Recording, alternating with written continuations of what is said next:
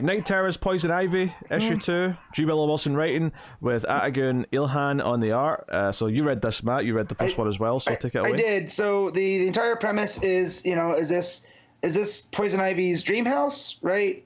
And as we come to find out through the course of the issue, that everything that is happening is, this domestic bliss that she's looking for is what she thinks that Harley wants. And it becomes Ivy's nightmare because now she has lack of agency. So it's like she's just doing things to go through the motions. And the art is very creepy. I'm not a fan of it, but it is very unnerving. So like when she starts encountering the people from the neighborhood who are all these Bat characters, right? You have Bruce and Selena and Penguin and Harley. They all have these like dead-eyed grins on their faces, and it's very unnerving. And it, if I was a fan of the art, it's kind of Rosmo-esque. So it was taking me out a lot, being like, I wish the art was better.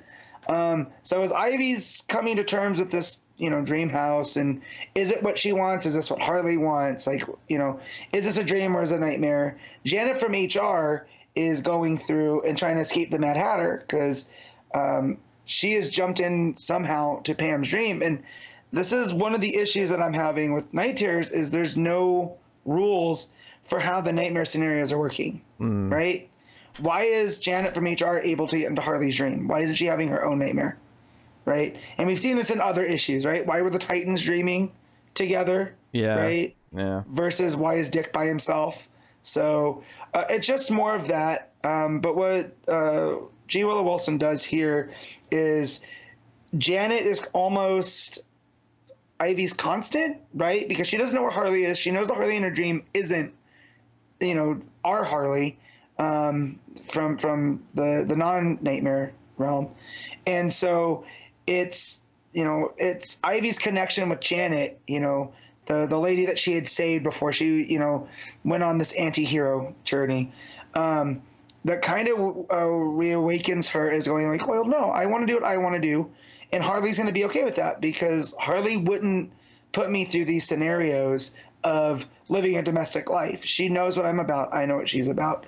So Janet ends up escaping the Mad Hatter and ends up coming down onto the street. And that's where the whole dream, it kind of reminded me of Inception when all the people, like when they realize you're not supposed to be in the dream and then just like the riot happens and they all start coming at you. That's what happens here with Ivy and Janet from HR. And so towards the end, Ivy reawakens her powers because Janet reminds her, like, yeah, you're Pamela Isley. You are Poison Ivy. You're not, you are not what other people think of you. You've made up your decision. That's how we met. You made up your mind. And so they end up facing down all of these, all of the fake people from the dreams, and Ivy reawakens all of her plant powers.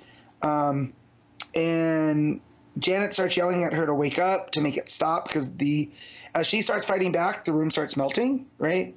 And she wakes back up in, it looks like, so she's in her jumpsuit, and this is where I got a little confused. She ends up waking in a park in Gotham. And Janet from HR is there, because it doesn't look like she's at her swamp house where she began, so it's a little bit weird. But yeah, she just comes up with the realization as the room's melting, right? That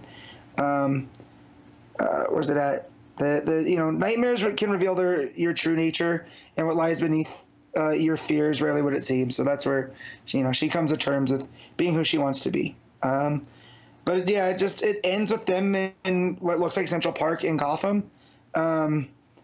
Awakened, so like I don't know if this is the hero saved the day, now everybody can wake up or what, but I appreciate that G. Willow Wilson was trying to tell a story with Ivy that's based off of the run before, right? It's not just Night Terrors, so you could read this in the next run, and it will inform probably what goes on. But yeah, the art's a big step down from Mauricio Takara.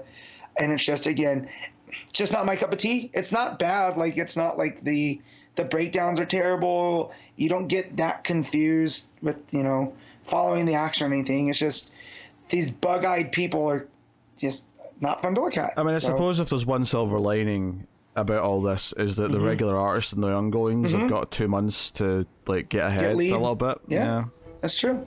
So I mean, it's an enjoyable read, but it's not great. So this is a 5.5.